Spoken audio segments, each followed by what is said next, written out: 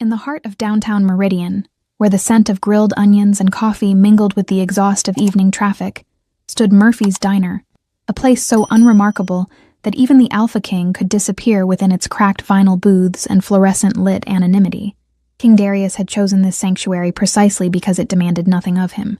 No bowing servers trembling over protocol, no guards scanning every shadow for threats, no weight of crown and ceremony pressing down like armor he could never remove.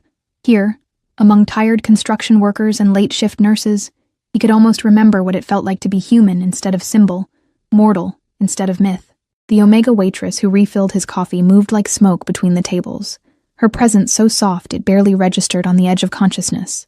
Rhea, her name tag read, though he doubted anyone had ever bothered to look long enough to notice. She was everything an Omega was supposed to be: quiet, deferential, invisible to anyone who mattered. Her scent was muted, her voice barely above a whisper, her movements designed to serve without being seen. She was perfect camouflage in a world that had taught her to disappear. But camouflage, Darius would soon discover, could hide more than submission. And sometimes the most lethal predator was the one who had learned to hunt from the shadows, who had been trained to kill by the very people who later decided she was too dangerous to exist. Tonight, 5 rival alphas would burst through Murphy's doors with murder in their hearts and certainty in their plans. Tonight, they would learn that the greatest mistake was not underestimating the Alpha King's strength, but overlooking the Omega, whose hands had been steady enough to pour his coffee, whose eyes had been downcast enough to hide the killer who lived beneath the surface, whose silence had concealed skills that could turn a humble diner into a graveyard. Some weapons were forged in fire and steel. Others were forged in abandonment and betrayal, then hidden behind aprons and minimum wage, until the moment came to remind the world why they had been feared enough to erase. Rhea had spent 3 years learning to be nobody. In the next 3 minutes, she would remember exactly who she used to be. Before we begin, remember to subscribe to our channel and turn on notifications. Every day, a new story awaits you. Now, let us begin. The dinner rush at Murphy's Diner moved with the predictable chaos of a well-rehearsed dance that had been playing out the same way for the better part of 3 decades. Orders barked from the kitchen where old Pete worked the grill with the mechanical precision of someone who had flipped 10,000 burgers without thinking about it. Plates clattered against laminate tables scarred by years of coffee cups and careless knives. Conversations blended into the kind of white noise that wrapped around King Darius like blessed anonymity. Discussions of overtime shifts, complaints about gas prices, arguments over sports teams that meant absolutely nothing to the fate of kingdoms or the weight of crowns. He sat in booth 14, always booth 14 when he came here, with his back pressed against the corner and a clear view of both exits, nursing black coffee that had gone cold 20 minutes ago while he pretended to read a newspaper that was 3 days old. The booth's cracked vinyl had molded to his shape during his twice-weekly visits over the past 6 months, creating a small sanctuary where the Alpha King of the Eastern Territories could disappear into the blessed mundanity of being nobody special. He was supposed to be reviewing territorial agreements tonight, supposed to be preparing for tomorrow's council meeting, where 3 pack leaders would argue about hunting rights, while barely concealing their ambitions for his throne. The stack of documents waiting on his desk detailed border disputes that could spark wars, trade negotiations that could bankrupt entire communities, and succession questions that kept him awake most nights wondering if the crown would survive another generation. Instead, he'd escaped to this fluorescent-lit sanctuary where the most pressing decision was whether to order pie with his meal, and where the biggest crisis was usually someone complaining that their burger was overcooked. The Omega waitress moved past his table with the ethereal grace of someone who had perfected the art of being overlooked. Rhea. He'd learned her name during his 3rd visit, though she still flinched slightly when he spoke to her directly, as if direct acknowledgement from an alpha was something dangerous rather than polite. She refilled his cup without making eye contact, her movements efficient and careful, as if she'd calculated the exact angle needed to serve him while maintaining maximum distance and minimal contact. Everything about her screamed textbook Omega submission, the kind taught in mandatory deportment classes and reinforced through generations of social conditioning. Her scent was muted to the point of being nearly undetectable, unusual even for an Omega, whose natural fragrance was typically soft but present. Her posture curved inward, as if she were trying to take up as little space as possible. Shoulders rolled forward in the universal Omega position of deference. Her voice barely rose above a whisper on the rare occasions when customers required actual conversation rather than silent service. She was 25, maybe 26, with brown hair that she kept twisted back in a practical bun, secured with what looked like chopsticks rather than proper hair accessories. Her clothes seemed deliberately chosen to avoid drawing attention. Shapeless black pants, a white blouse that hung loose enough to hide any hint of figure, sensible shoes that made no sound against the diner's worn linoleum. Even her makeup was applied with the skill of someone who understood that the goal was invisibility rather than enhancement. Perfect camouflage for a world that preferred its omegas, either decorative or invisible, with no middle ground allowed. "Thank you," he murmured as she topped off his coffee, and watched the brief hesitation in her step that suggested surprise at being acknowledged by someone who didn't have to acknowledge anyone if he chose not to. Her eyes flickered up to meet his for exactly 1 second. Long enough for him to notice they weren't the soft brown he'd expected from someone so submissive, but a darker shade that seemed to hold depths he couldn't quite read. Then her gaze dropped back to the coffee pot, and she moved on to the next table where a construction worker was gesturing emphatically about some workplace drama that involved a foreman and a dispute over lunch breaks. Darius had been coming to Murphy's for 6 months, always alone, always careful to vary his timing, so no patterns could be established by anyone watching for weaknesses in royal security. His protection detail thought he was attending private meetings with trusted advisors in secure locations around the city. His counsel believed he was reviewing classified intelligence reports that required absolute privacy and concentration. Only his driver Marcus knew the truth, and Marcus had been sworn to secrecy with threats that made strong men weep and question their life choices. The irony wasn't lost on him that the Alpha King of the Eastern Territories, ruler of 5 million wolves spread across 3 states, commander of military forces that could level cities, inheritor of power that stretched back 8 generations, had to lie to his own people to find a place where he could eat a hamburger in peace without someone analyzing every bite for political implications. "More coffee, hun?"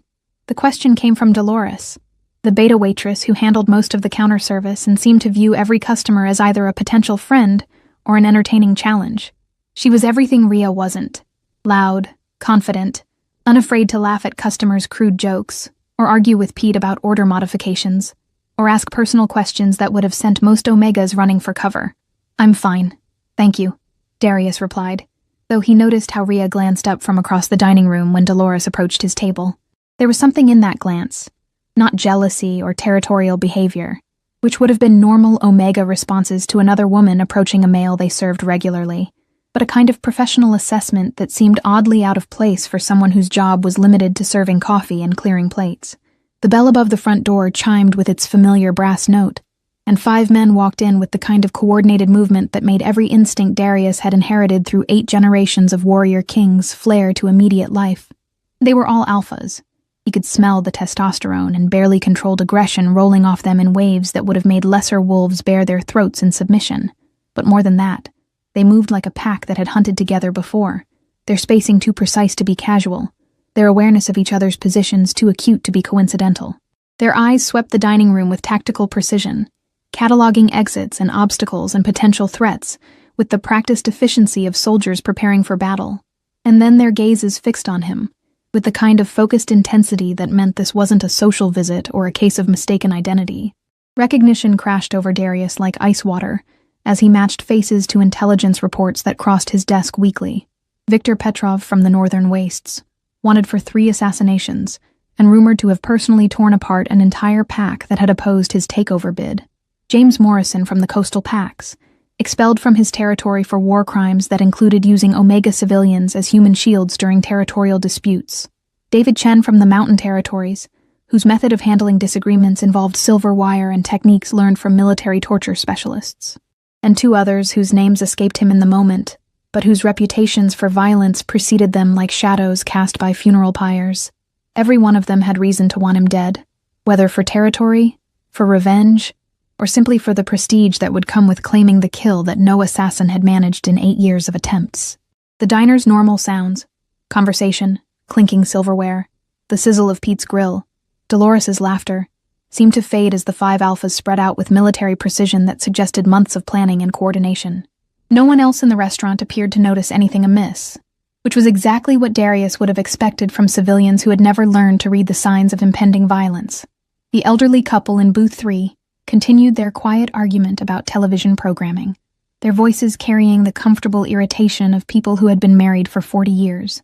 The construction workers at the counter kept discussing overtime schedules and union politics while demolishing plates of meatloaf that could have fed smaller families. The teenage girl in the corner booth never looked up from her phone, thumbs flying across the screen as she typed messages that were undoubtedly more important to her than anything happening in the adult world around her. But Rhea noticed. Darius caught her reflection in the window beside his table, saw the way her posture had shifted from submissive service to something that looked almost like alertness. Not the kind of nervous awareness that prey animals developed when predators entered their territory, but the focused attention of someone evaluating a tactical situation. Her head was still down, her movements still careful and measured as she continued clearing tables and refilling coffee cups, but there was a tension in her shoulders that hadn't been there moments before, a tension that spoke of recognition rather than confusion, as if she knew exactly what she was looking at when 5 dangerous alphas walked into a civilian diner with murder on their minds. "Gentlemen," Victor called out in a voice that carried false cheer thick enough to cut with a knife. "What a pleasant surprise running into you here. We were just in the neighborhood and thought we'd stop for a bite to eat." The lie was transparent enough to be insulting, delivered with the kind of theatrical casualness that suggested Victor either didn't care if his deception was obvious or actively wanted Darius to understand that this was a trap that had been carefully planned and perfectly executed. This wasn't a coincidence. It was an assassination attempt that had been orchestrated down to the last detail, from choosing a location where the Alpha King would be isolated and unguarded, to timing the attack for maximum psychological impact. They'd found him here, alone and unprotected, in a place where collateral damage would be minimal and escape routes were limited, surrounded by humans and low-ranking wolves who would either run or freeze when violence erupted. It was, Darius had to admit with grudging professional appreciation, a nearly perfect setup for regicide. He began to calculate his options with the cold efficiency that 8 years of ruling had taught him.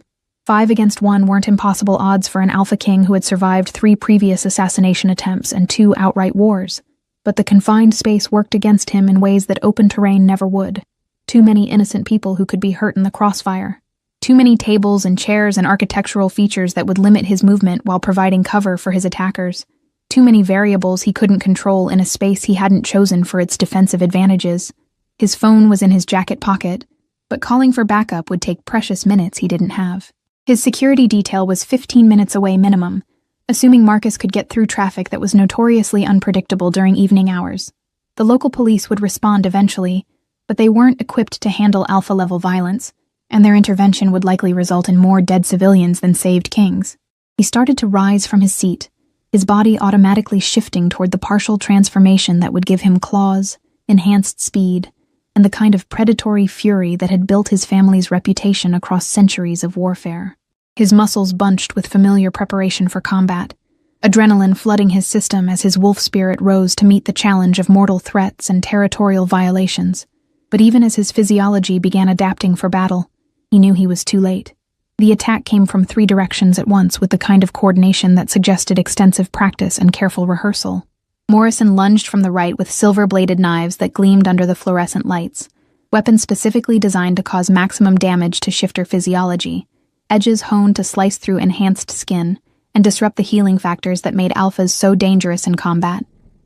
Chen approached from the left, with hands that were already shifting into claws, his fingernails extending into razor-sharp talons, while his facial bones began the subtle restructuring that would give him enhanced bite force and predatory vision. Victor charged straight ahead with the kind of berserker fury that had made him legendary among the northern packs. Raw, uncontrolled aggression that sacrificed finesse for overwhelming force, the battle style of someone who preferred to tear enemies apart rather than outmaneuver them.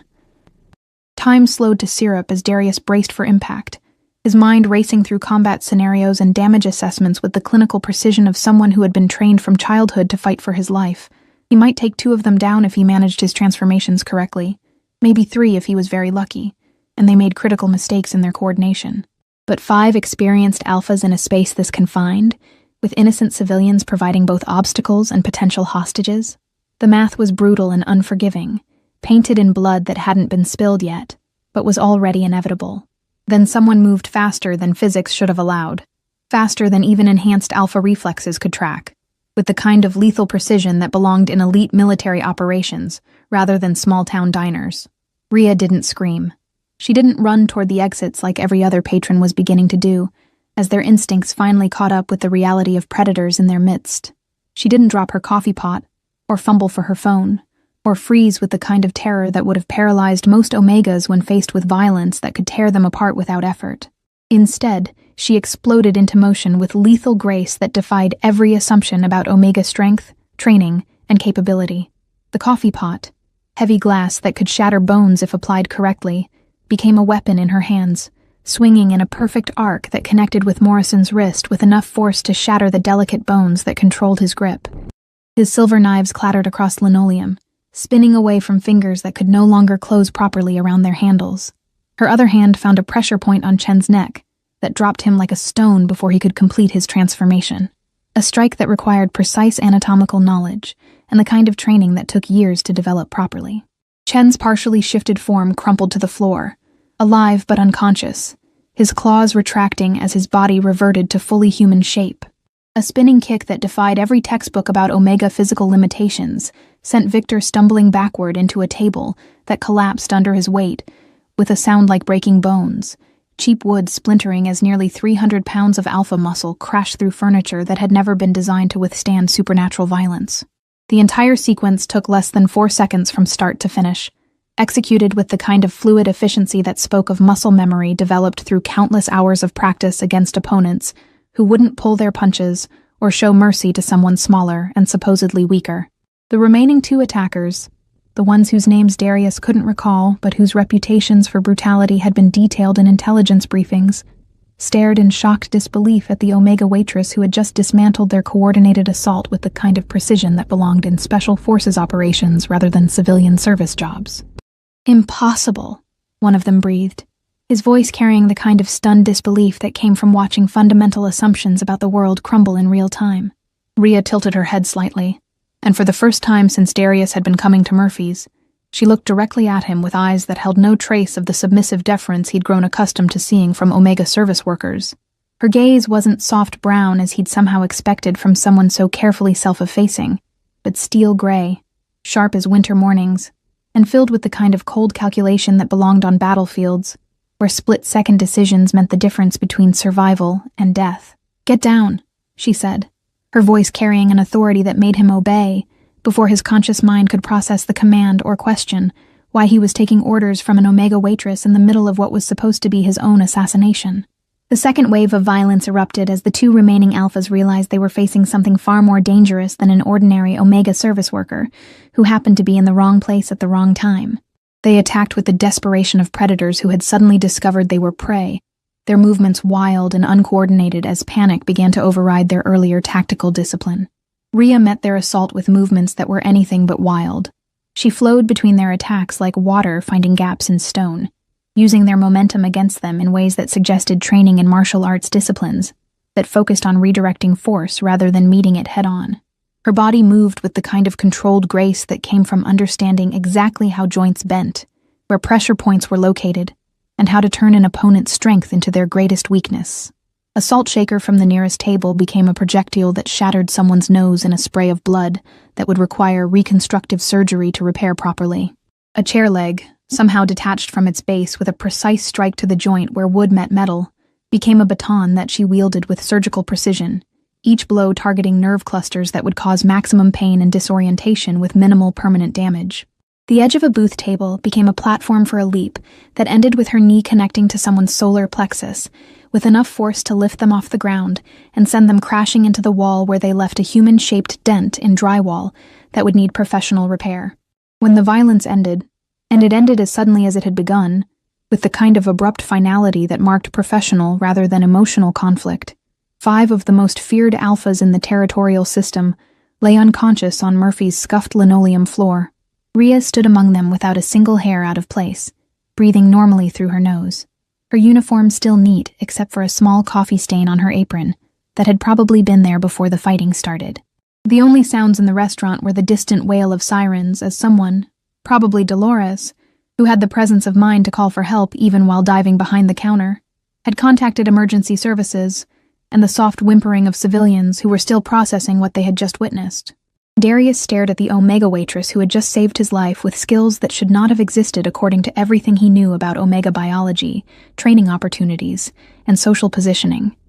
Her scent was all wrong for someone with her supposed background. Too controlled, too deliberately muted, as if she was actively suppressing natural pheromone production, rather than simply possessing the naturally subtle fragrance typical of her designation. Her very existence suddenly felt like a mystery wrapped in deception, a puzzle that challenged fundamental assumptions about pack hierarchies, biological limitations, and the carefully maintained social order that kept kingdoms functioning. "Who are you?"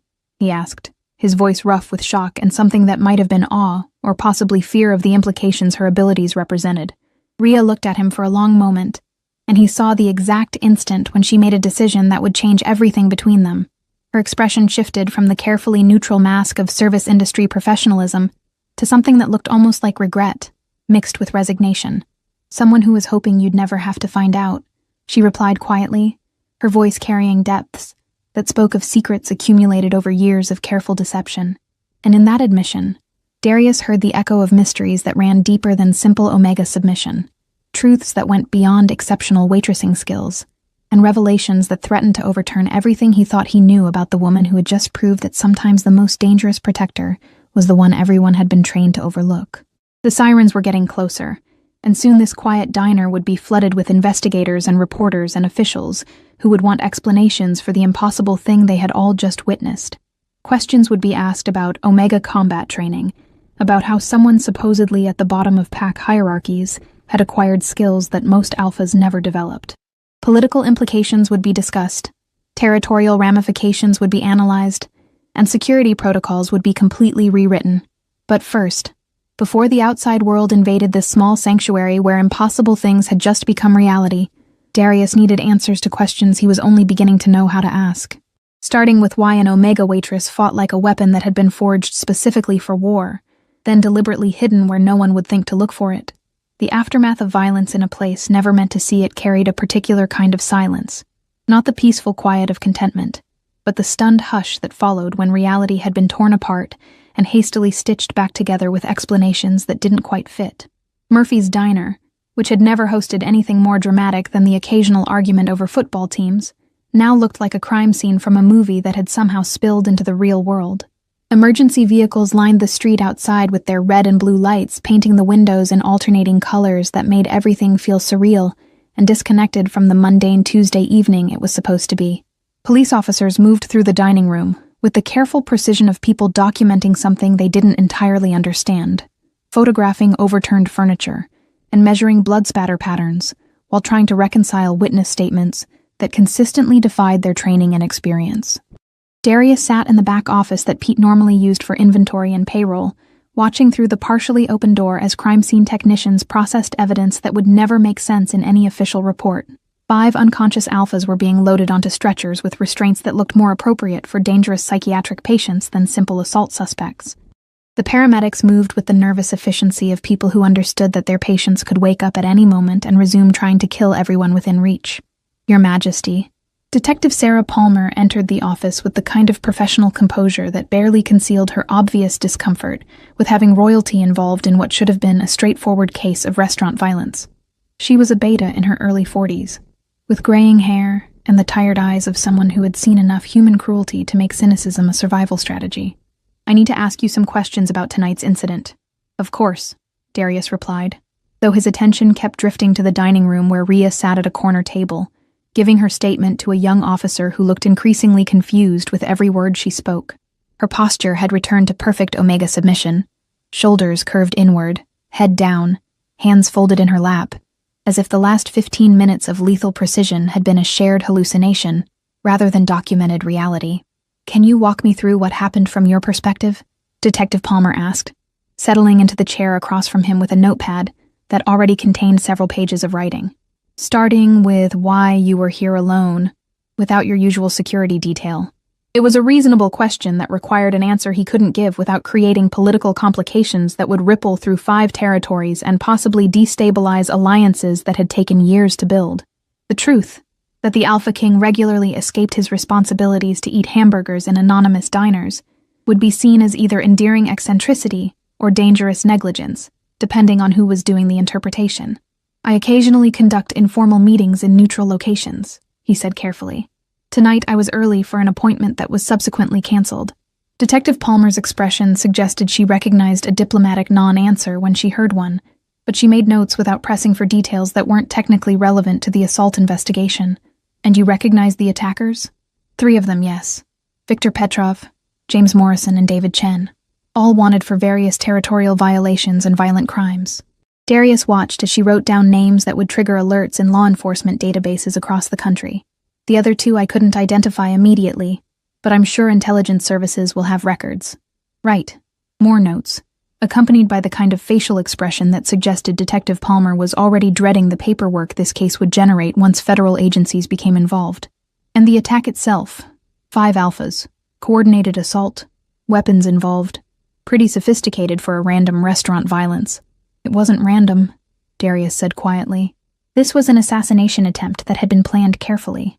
They knew I would be here, knew I would be alone, and chose their timing to minimize witnesses and maximize their chances of success. But they didn't succeed. Detective Palmer's pen hesitated over her notepad, because of the Omega Waitress. The statement hung in the air between them like a question that neither of them quite knew how to answer. By every accepted understanding of pack dynamics and biological limitations, what Rhea had done should have been impossible. Omegas weren't trained for combat because they weren't physically capable of effective violence against alphas. Their bone density, muscle development, and neurological structure were simply not designed for the kind of confrontation that had just taken place. Except that it had taken place, with witnesses and security footage, and unconscious attackers, who provided undeniable proof that their fundamental assumptions about Omega capabilities might be catastrophically wrong. Yes, Darius said simply, because of Rhea. Rhea Morrison. Detective Palmer consulted her notes. 26 years old, been working at Murphy's for about 8 months. Previous employment at various service industry positions throughout the region. No military background on record. No documented martial arts training. No criminal history or involvement with security services. She paused, clearly struggling with how to phrase her next observation without sounding like she was questioning the basic laws of physics. But according to multiple witnesses, including yourself, she single-handedly neutralized 5 armed alphas in approximately 30 seconds using techniques that suggest extensive combat training and possibly military experience. That's correct, Darius confirmed, though the clinical description didn't capture the fluid grace of Rhea's movements, or the cold precision with which she had assessed and eliminated threats that would have challenged seasoned warriors. Detective Palmer sighed and set down her pen. Your Majesty, with all due respect, this case is about to become a nightmare for everyone involved. When word gets out that an Omega defeated 5 alphas in combat, not through luck or desperation, but through superior skill and training, it's going to raise questions that a lot of powerful people won't want to answer. She was right, and they both knew it. The carefully maintained social order that kept territories stable depended on accepted hierarchies that placed alphas at the top of the power structure, betas in supporting roles, and omegas in positions of service and deference. If those biological imperatives could be overcome through training and determination, then centuries of political and economic arrangements would need to be re-examined. What did she tell you? Darius asked. In her statement, that she acted on instinct to protect customers and staff from immediate danger. Detective Palmer's expression suggested she found this explanation about as satisfying as he did. She claims no special training beyond basic self-defense classes, no military or law enforcement background, and no prior experience with alpha-level threats. And you believe her? I believe she's telling me exactly what she thinks I need to hear to avoid complications that would make her life significantly more difficult, Detective Palmer replied, with the dry honesty of someone who had interviewed enough people to recognize carefully crafted truth from outright deception. But what I believe and what I can prove are 2 different things. And right now, I have 5 unconscious felons and security footage that shows an Omega Waitress doing things that trained professionals struggled to accomplish. Through the office door, Darius could see Rhea finishing her statement with the young officer, her movements still carrying that careful precision that suggested every gesture was calculated to avoid drawing unwanted attention. But now that he knew what to look for, he could see the controlled strength in her posture, the way her eyes tracked movement throughout the restaurant with tactical awareness, the subtle positioning that kept her back to walls and maintained clear lines of sight to all entrances. She was performing Omega submission with the same skill she had demonstrated in combat, perfectly, convincingly, and with just enough authenticity to make observers accept what they expected to see, rather than questioning what was actually in front of them. I'd like to speak with her, Darius said, privately. Detective Palmer's expression suggested she had expected this request, but wasn't entirely comfortable with granting it. Your Majesty, she's technically a witness in an ongoing investigation, and there are protocols. Detective Palmer, Darius interrupted gently. 5 alphas just attempted to assassinate me in a public restaurant, and they were stopped by someone whose background and capabilities don't match any official records. I think we can agree that normal protocols might not be adequate for this situation. She studied his face for a moment, clearly weighing departmental regulations against the political realities of dealing with royal authority during an active investigation. 5 minutes, she said finally, and if she requests counsel or wants the interview stopped, we honor that immediately. Of course. Detective Palmer left to arrange the meeting, and Darius found himself alone in Pete's cluttered office, surrounded by invoices and delivery schedules and all the mundane details that kept a small business running day after day. It struck him as profoundly ironic that he was preparing to have one of the most important conversations of his life in a space dedicated to ordering hamburger buns and calculating labor costs. When Rhea entered the office a few minutes later, she moved with the same deferential grace he'd observed during months of casual interactions. But now he could see the way her eyes cataloged potential weapons and escape routes with the automatic efficiency of someone whose survival had once depended on such assessments. She settled into the chair across from him with her hands folded in her lap, and her gaze fixed on the floor. Perfect Omega posture that would have fooled him completely if he hadn't just watched her dismantle 5 killers with techniques that belonged in military training manuals. You can drop the act, he said quietly. At least with me. For a moment, nothing changed. Then, so gradually that he might have imagined it, her posture shifted, her shoulders straightened, her chin lifted, and when her eyes met his, he saw intelligence that had been carefully hidden behind months of carefully cultivated invisibility. You don't know what you're asking, she said, her voice carrying a slight accent that hadn't been there during their previous interactions. Something Eastern European, possibly Russian, though filtered through years of deliberate modification. Some acts become reality when you perform them long enough. Then help me understand what's real, Darius replied, starting with how an Omega waitress learned to fight like a professional assassin. Rhea was quiet for so long that he began to wonder if she intended to answer at all. When she finally spoke, her words came slowly, as if each one was being carefully weighed for potential consequences. I wasn't always a waitress, she said simply, and I was never really an Omega. The statement hit him like a physical blow, challenging assumptions so fundamental that he had never thought to question them. Her scent, her posture, her entire biological presentation had screamed Omega from their first interaction. Either she was lying now, or she had found ways to deceive senses that were supposed to be infallible. Explain. My designation was altered, she said carefully. Medical procedures that suppress natural pheromone production and modify physiological responses. It's not permanent, but it can be maintained indefinitely with the right treatments. Why? Because sometimes the most effective way to disappear is to become something nobody pays attention to.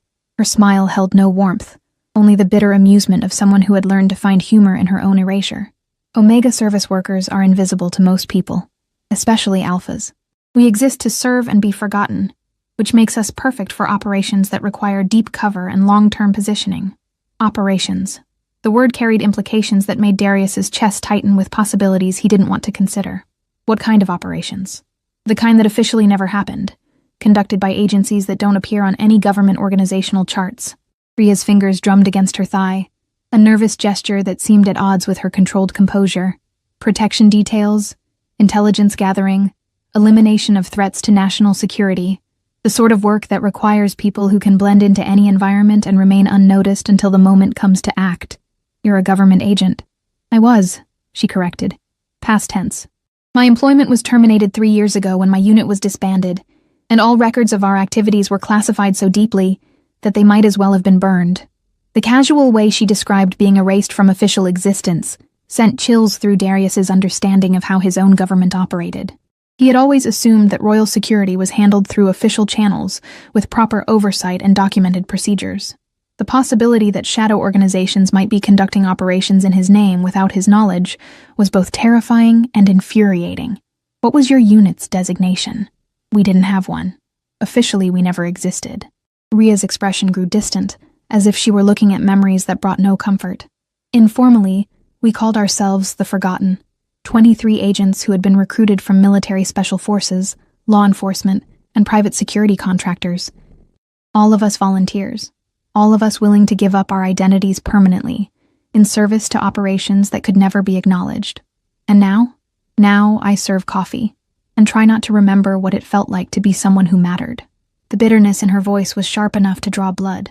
Most of my former colleagues are dead, either from missions that went wrong or from agencies that decided living witnesses were security risks. I'm alive because I was good at being invisible and lucky enough to disappear before the cleanup started. Darius struggled to process the implications of what she was telling him. The woman who had been refilling his coffee twice a week for 6 months was a former government assassin whose official existence had been erased by people who considered her a liability rather than an asset. "Why tell me this?" he asked. "You could have continued the deception indefinitely. Tonight could have been explained as desperate luck or Omega protective instincts. Because," Rhea said quietly, "what happened tonight means my cover is blown regardless of what explanation we offer. By tomorrow, intelligence services from 6 countries will be analyzing security footage and asking questions about how an Omega Waitress acquired combat skills that most of their agents never develop. Within a week, they'll have identified me despite the biological modifications and psychological conditioning." She stood and moved to the small window that looked out over the diner's parking lot, where crime scene investigators were still documenting evidence that would never make complete sense in any official report. "I have maybe 48 hours before I need to disappear again, and given what just happened, there aren't many places left where I can effectively vanish." Her reflection in the glass looked tired in ways that went beyond physical exhaustion. "So the question becomes whether I run alone, or whether I trust the Alpha King who stumbled into my life by accident to help me figure out what comes next." The choice she was offering him was more complex than simple assistance to a former government agent in need of protection. By helping her, he would be acknowledging that his own security services had failed to detect a trained operative working in his vicinity for months. He would be admitting that his kingdom's intelligence apparatus was either incompetent or compromised. He would be taking responsibility for someone whose very existence raised questions about governmental activities conducted without royal oversight. But she had saved his life when she could have simply run, revealing herself to protect someone who was essentially a stranger to her despite months of casual interaction. "What do you need?" he asked. "Time, resources, and someone with enough authority to ask questions that won't be dismissed or redirected." Rhea turned away from the window, and for the first time since he'd known her, her expression held something that might have been hope. "Help me figure out who ordered my unit disbanded, why they considered us enough of a threat to erase us, and whether the people responsible are the same ones who just tried to have you killed in a public restaurant." The connection she was suggesting between the assassination attempt and her mysterious background felt like conspiracy theory at first consideration, but the timing was too convenient to be mere coincidence. 5 Alphas had somehow learned his routine well enough to orchestrate a coordinated attack in a location where he should have been completely secure from such threats. "You think tonight was connected to your former unit?" "I think," Rhea said carefully, "that someone has been watching both of us for longer than we realized, and what happened tonight was supposed to solve 2 problems simultaneously: eliminate a king whose policies threaten certain interests, and remove the last surviving witness to operations that powerful people want to keep buried." The implication that his regular visits to Murphy's had been under surveillance by people with the resources to coordinate both his assassination and her exposure sent rage burning through his chest, not just because of the personal violation, but because of what it suggested about the reach and sophistication of whoever was orchestrating these events. "We'll figure it out together," he said, making a decision that would bind his fate to someone whose real name he didn't even know. "Whatever resources you need, whatever authority you require, whatever protection becomes necessary, you have it." Rhea's smile was the first genuine expression he had seen from her since she had saved his life, transforming her face in ways that made him understand why she had needed to hide behind Omega deference to remain invisible. "Thank you," she said simply. And in that moment, surrounded by the mundane clutter of Pete's office, while crime scene investigators processed evidence that would rewrite textbooks about Omega capabilities, Darius understood that his quiet Tuesday evening had become the first chapter of something that would change his kingdom in ways he couldn't yet begin to imagine. But first, they needed to survive long enough to discover who wanted them both dead, and why their survival threatened people with the power to erase entire military units from official existence. The game had rules they were only beginning to understand, played by opponents whose identities remained hidden behind layers of bureaucracy and classified operations. And the stakes were nothing less than the truth about how his kingdom was really governed, and who actually held the power to decide which secrets lived and which ones died. The safe house existed in the kind of bureaucratic limbo that made it perfect for hiding people who officially didn't exist. Located in a suburban neighborhood 40 miles outside the capital, it looked like every other middle-class home on the street. Vinyl siding, modest landscaping, a minivan in the driveway that suggested a family with children, and mundane concerns about school districts and grocery budgets. The only signs of its true purpose were invisible to casual observation. Reinforced door frames, bulletproof windows disguised as standard glass, and electronic surveillance systems that could detect movement 3 blocks away. Darius sat at the kitchen table that had been designed to withstand explosive devices, while looking exactly like something purchased from a furniture warehouse, reviewing files that shouldn't have existed according to every official record in his government's archives. The documents spread before him told the story of the forgotten in clinical language that couldn't quite disguise the human cost of operations conducted in shadows so deep that even royal oversight had never penetrated them. 23 agents recruited from elite military and law enforcement backgrounds, psychological profiles that indicated exceptional stability under extreme stress, service records that read like action movie scripts, except the violence had been real and the consequences permanent, and at the center of it all, a woman whose official name was Lieutenant Sarah Chen, but who had been reborn as Rhea Morrison when her handlers decided that Sarah Chen needed to die along with her entire unit. "You were never really Omega," Darius said, looking up from a medical report that detailed the biological modifications she had undergone to support her cover identity. "The procedures they performed. They suppressed your natural designation completely." Rhea sat across from him, her posture relaxed in ways it had never been during their months of interaction at Murphy's Diner. Without the constant performance of Omega submission, she moved like the trained operative she had always been, economical, precise, aware of every sightline and potential threat in their environment. "Beta, originally," she confirmed, sipping coffee that had been prepared with tactical precision by security personnel who understood that protecting the Alpha King meant attending to details as small as caffeine preferences. Strong beta characteristics, which made the medical suppression easier to maintain. Omega modifications are less stable when applied to alpha physiology, and the psychological conditioning required is more extensive. She gestured toward the scattered files. 17 months of medical procedures, hormone therapy, behavioral modification, and memory conditioning to create a background identity that would pass scrutiny from law enforcement, intelligence services, and pack hierarchies that rely on scent-based verification. Memory conditioning, Darius repeated, disturbed by implications he was only beginning to understand. "They altered your memories?"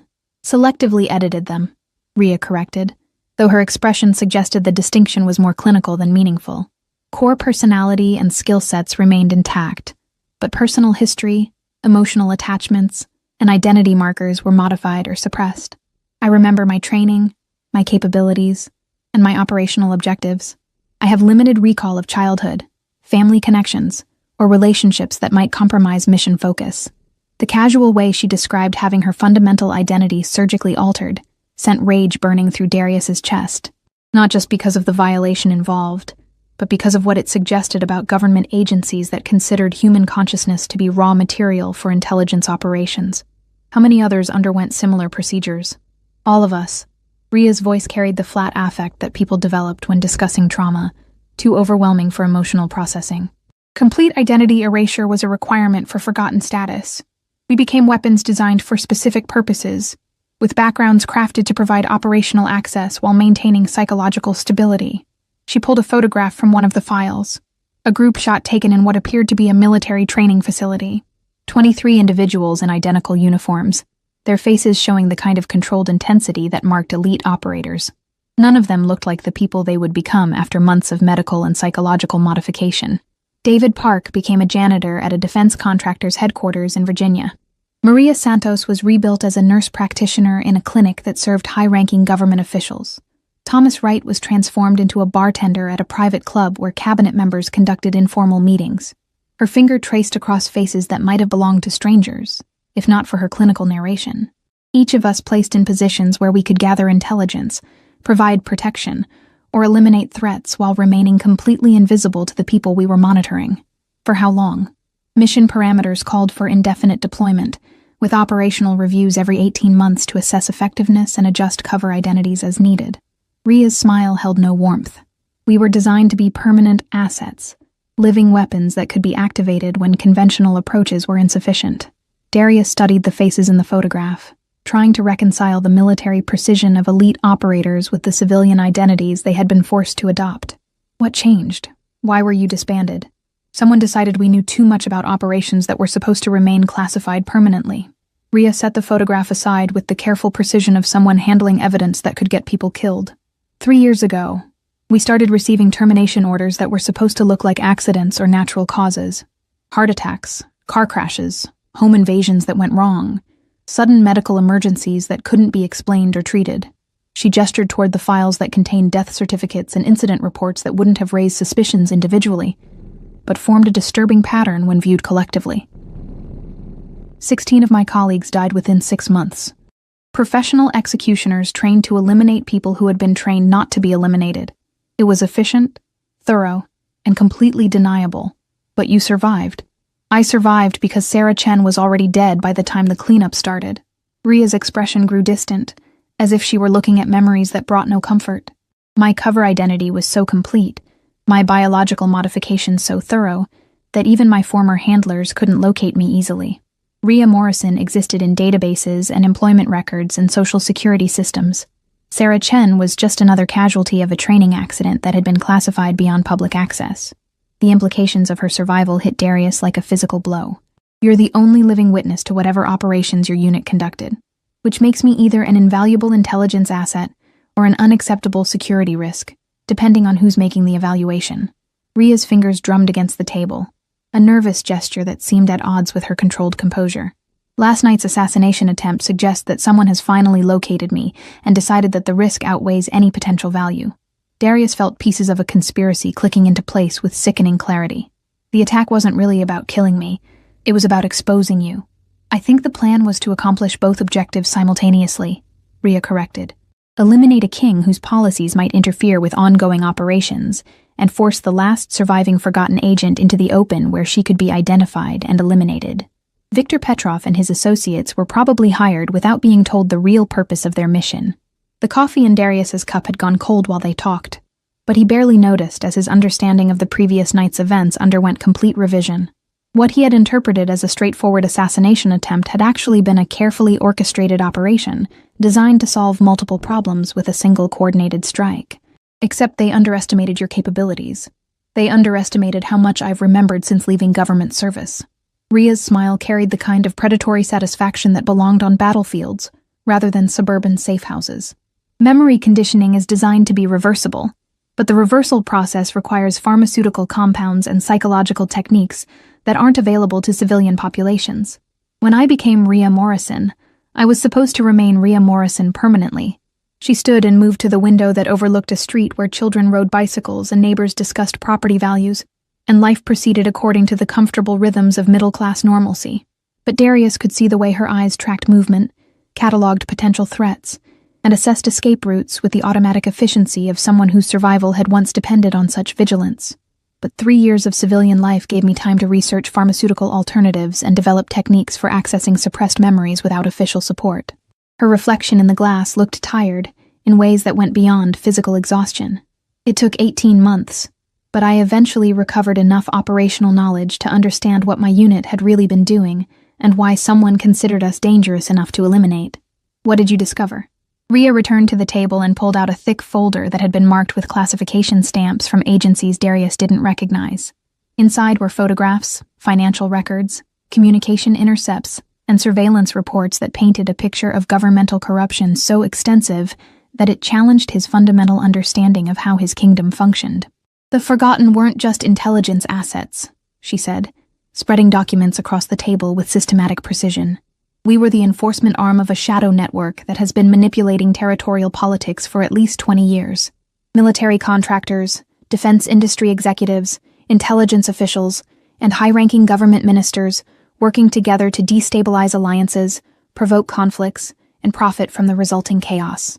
The photographs showed meetings between people who supposedly had no official relationship, defense contractors dining with foreign ministers, intelligence officials exchanging briefcases with military industrialists, government administrators coordinating schedules with corporate executives whose companies shouldn't have had access to classified information.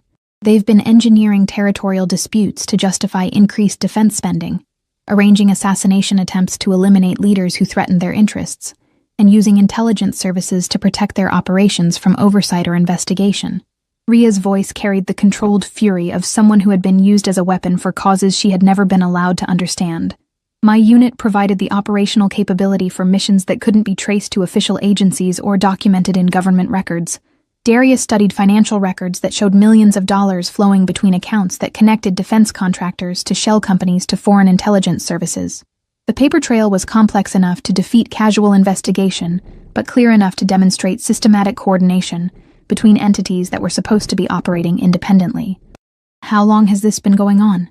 Based on what I've been able to reconstruct, at least since your father's reign, possibly longer. Ria pulled out a timeline that showed the correlation between major territorial conflicts and defense contract awards, between assassination attempts against reformist leaders and increases in military spending. They've been playing a very long game, building influence and accumulating power while remaining invisible to traditional oversight mechanisms. The realization that his father's foreign policy decisions might have been manipulated by people pursuing private agendas rather than national interests sent rage burning through Darius's chest. Not just because of the personal betrayal, but because of what it suggested about the legitimacy of conflicts that had cost thousands of lives. Who's running it? That's what I've been trying to determine since I recovered enough memory to understand the scope of the operation. Ria's expression grew frustrated. The network is compartmentalized deliberately. Each cell knows only enough to perform their specific functions, with coordination handled through cutouts and intermediaries who can't be traced to the primary organizers. She pulled out a photograph that showed a conference room where a dozen individuals sat around a table in what appeared to be a high-level strategy meeting. Their faces were partially obscured by camera angles and lighting, but their body language suggested the kind of authority that came with controlling resources measured in billions rather than millions. This was taken 6 months before my unit was disbanded.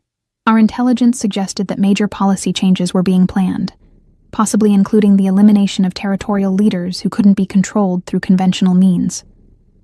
Her finger traced the outlines of figures whose identities remained hidden behind deliberate photographic techniques. I think your father's death wasn't natural causes, and I think your policies since taking the throne have made you a target for similar treatment.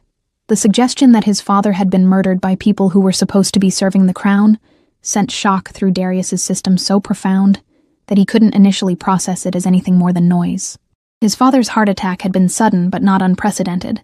Alpha males in their 60s carried elevated risks for cardiovascular events, especially those who had spent decades managing the stress of territorial leadership. But if that death had been orchestrated by people with access to medical facilities and pharmaceutical compounds that could simulate natural causes, you think they killed him. I think they killed him when he started asking questions about defense contracts that couldn't be justified through normal procurement processes. Ria's voice was gentle, but her words hit like physical blows. Your father was investigating financial irregularities in military spending 6 months before his death. He had requested audits of several major contractors and was considering legislation that would have required congressional oversight for all defense-related expenditures above certain thresholds. She pulled out copies of correspondence that showed King Harold requesting detailed reports on military spending, expressing concern about contracts that seemed to provide minimal value for their cost, and scheduling meetings with financial investigators who specialized in governmental fraud. The heart attack happened 2 days before he was supposed to meet with auditors who had discovered evidence of systematic overbilling and fraudulent invoicing. Ria's expression carried the weight of connections that painted his father's death in colors that had nothing to do with natural causes.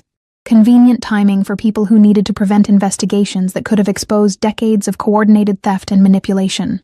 Darius stared at evidence that suggested his father had died protecting the crown from people who were using it for personal enrichment, and that his own policies had put him on the same path that had led to royal assassination disguised as medical emergency. What do they want from me? Compliance, Ria said simply. Return to the foreign policy positions that generated profitable conflicts. Stop asking questions about defense spending irregularities, and discontinue support for territorial cooperation initiatives that threaten their business model. She pulled out transcripts of communications intercepts that showed his policy decisions being discussed in terms of their impact on defense contractor profitability, his diplomatic initiatives being evaluated for their potential to reduce demand for military services, and his administration being assessed as a threat to operational security. They've been patient so far because killing 2 kings in succession would raise questions that might trigger investigations they couldn't control. Her smile held no warmth. But patience has limits, and your recent proposals for territorial demilitarization and cooperative resource management represent existential threats to their revenue streams. The timeline she was describing painted his entire reign as a chess game played against opponents whose identities remained hidden, but whose moves had been coordinated for years before he even became aware that a game was being played. So, last night was their deadline. Last night was supposed to be a clean solution to multiple problems. Eliminate a king whose policies threatened their interests. Blame the assassination on territorial rivals to justify increased security spending. And use the chaos to expose and eliminate the last witness to operations that needed to remain buried permanently. Rhea gestured toward the windows that looked out over suburban streets where life proceeded according to comfortable routines that existed because people like her had been willing to sacrifice their identities to protect civilians who would never know their names or understand their costs. Except that plan failed spectacularly, which means we now have a very limited window to gather evidence and expose the network before they implement contingency strategies that probably involve significantly more violence and substantially fewer survivors. The weight of what she was describing, a shadow war fought with information and influence and assassination, settled over Darius like armor he had never wanted to wear, but armor that he would need if he intended to survive long enough to protect his kingdom from enemies who had been operating in plain sight for decades. "What do you need from me?" "Access," Rhea said without hesitation. "Official authority to investigate defense contractors, intelligence services, and government agencies that have been operating without proper oversight. The power to subpoena financial records, communication logs, and personnel files that have been classified to prevent exactly the kind of review we need to conduct." She stood and began pacing the kitchen with the restless energy of someone who had been planning this conversation for months, possibly years. "I can provide operational knowledge and investigative techniques that aren't available through conventional law enforcement channels. I can identify targets, analyze evidence, and develop strategies for exposing the network without triggering defensive measures that could destroy evidence or eliminate witnesses." Her expression grew hard with the kind of determination that belonged on people who had already lost everything they cared about and had nothing left to fear except failure. "But I can't do it alone, and I can't do it as Rhea Morrison. This requires royal authority, official resources, and the kind of institutional support that only a king can provide." The choice she was offering him was simple in concept, but devastating in implementation. He could authorize an investigation that would expose corruption, reaching to the highest levels of his government, knowing that success would destabilize alliances and trigger political chaos that could last for years. Or he could maintain the status quo, accepting that his father had been murdered, and that his own survival depended on policies that served private interests rather than national welfare. "If we do this," he said carefully, "if we expose this network and prosecute the people responsible, how many members of my administration are we going to lose?" "Probably most of them," Rhea replied with brutal honesty. "The network is extensive, well-funded, and deeply embedded in institutions that have been compromised for decades. Cleaning it out will require replacing people at every level of government, military leadership, and intelligence services." She met his gaze with eyes that held no illusions about the costs of justice or the prices of truth. "But the alternative is living as a puppet king, whose policies are determined by people who have already demonstrated their willingness to commit murder to protect their interests. And eventually, when your usefulness expires or your independence becomes too inconvenient, they'll arrange another heart attack or another restaurant full of assassins." The silence that followed was filled with the weight of decisions that would reshape a kingdom, and the understanding that some choices, once made, could never be unmade. Darius looked at the evidence spread across the table, photographs and financial records and communication intercepts that told the story of a shadow war that had been fought in his name without his knowledge or consent. Then he looked at the woman who had sacrificed her identity to serve a government that had tried to erase her, who had saved his life despite having every reason to let him die, and who was offering to help him reclaim his kingdom from people who had been stealing it piece by piece for decades. "What do you need me to do?" Rhea's smile was the first expression of genuine hope he had seen from her since she had revealed her true identity in Pete's office. "Help me become Sarah Chen again," she said. "Officially, legally, and with all the authority that comes with royal recognition of someone who died in service to the crown and deserves to be remembered for something more than the lies they told about her." The request carried implications that went beyond simple identity restoration, but Darius understood what she was asking for and why she needed it.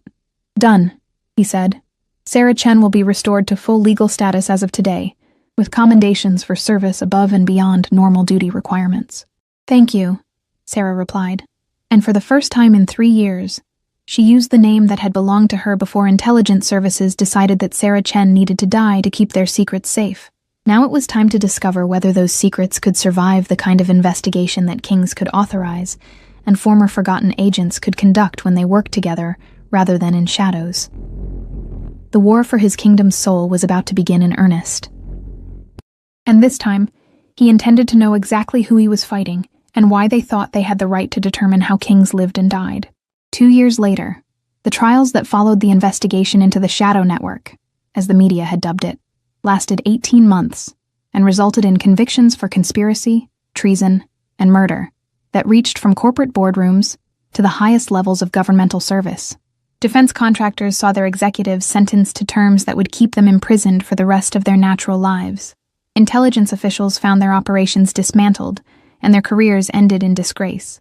Military leaders who had profited from conflicts they had helped engineer faced courts-martial that stripped them of rank, pension, and honor. King Darius stood in the renovated Murphy's Diner, which had become an unlikely symbol of resistance against corruption, and a testament to the power of individuals who refused to accept that some truths were too dangerous to be told. The bullet holes in the walls had been repaired, but commemorative plaques marked the places where democracy had been defended by someone whose existence had been officially denied. "Your Majesty," Sarah Chen said, approaching with 2 cups of coffee that had been prepared by the same staff who had witnessed impossible things on a Tuesday evening that seemed like it belonged to a different lifetime. The last of the convictions came through this morning. She wore a simple business suit rather than a waitress uniform, and her posture carried the confident authority of someone who had been appointed as Director of Governmental Accountability, a new department created specifically to ensure that shadow networks could never again operate without oversight from people whose loyalties belonged to the Crown rather than private interests. "Senator Williams? 35 years for conspiracy and accessory to murder."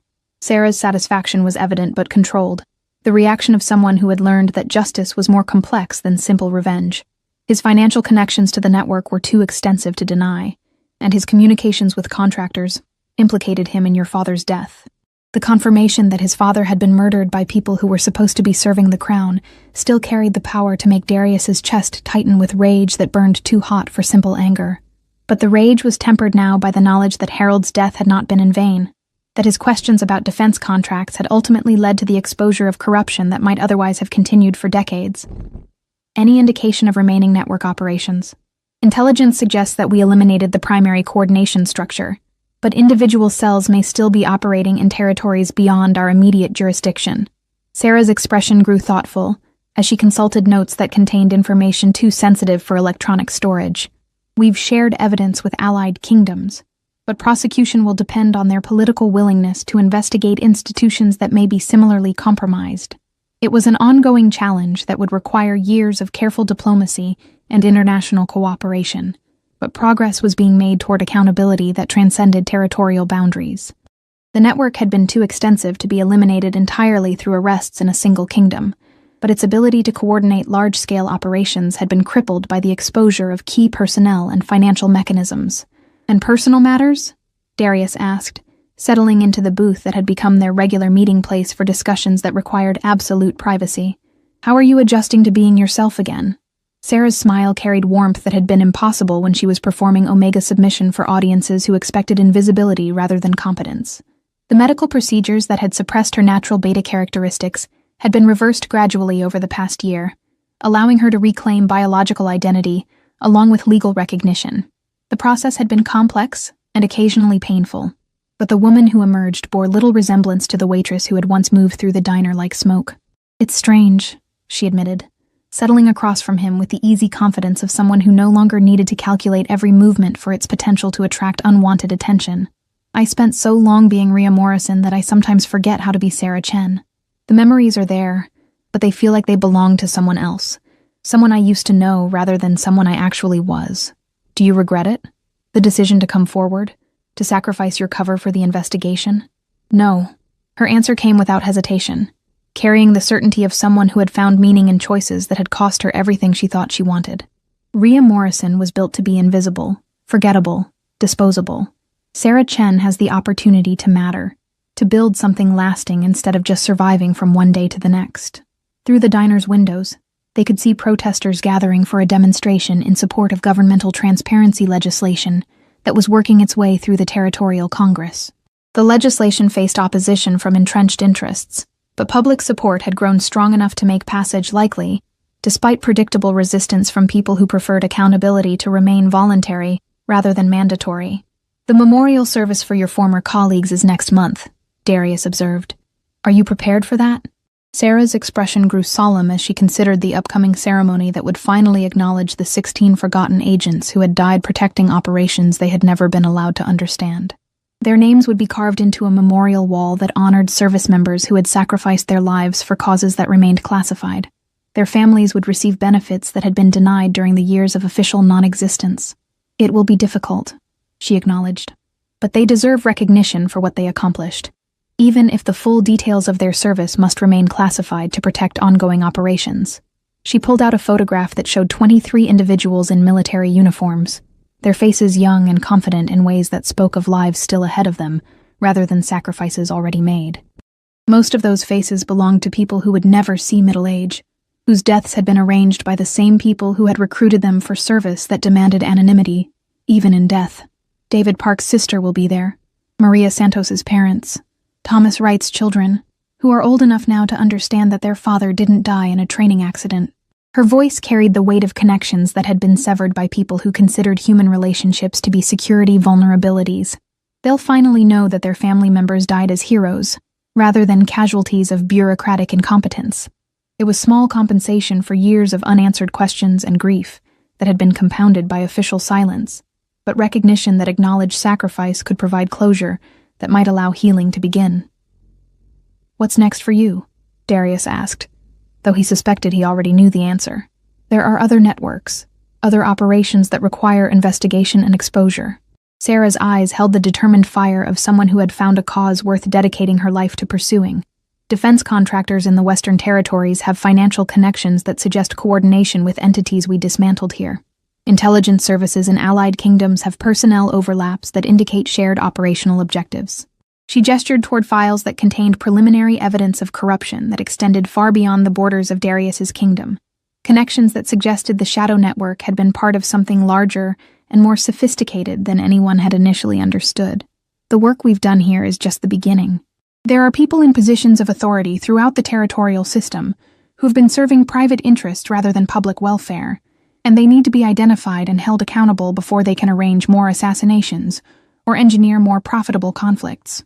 It was a mission that could consume years of careful investigation and international cooperation, but one that offered the possibility of genuine reform rather than simple punishment for past crimes. "You'll have whatever support you need," Darius assured her. "Resources, authority, personnel, whatever it takes to continue the work your unit died protecting."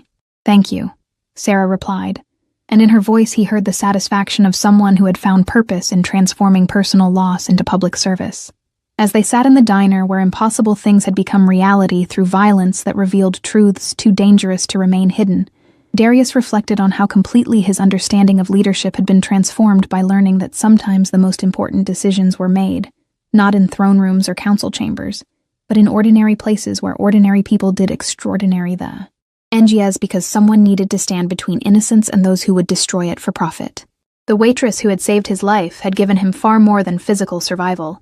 She had shown him that true strength often existed in people who were overlooked, that genuine service required willingness to sacrifice recognition for results, and that the most dangerous enemies were often those who claimed to be allies while serving interests that had nothing to do with the welfare of those they were supposed to protect. Sarah Chen had been forgotten once by people who found her inconvenient to remember. Now she would be remembered by people who understood that some sacrifices were too important to be allowed to disappear into classified files and bureaucratic silence.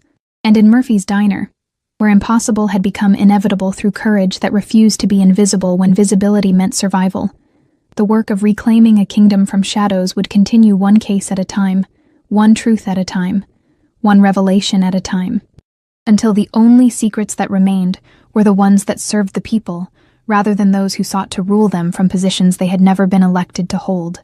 If you enjoyed this story, a like or comment really helps. And if you wish to hear more tales like this one, make sure you subscribe so you never miss the next tale.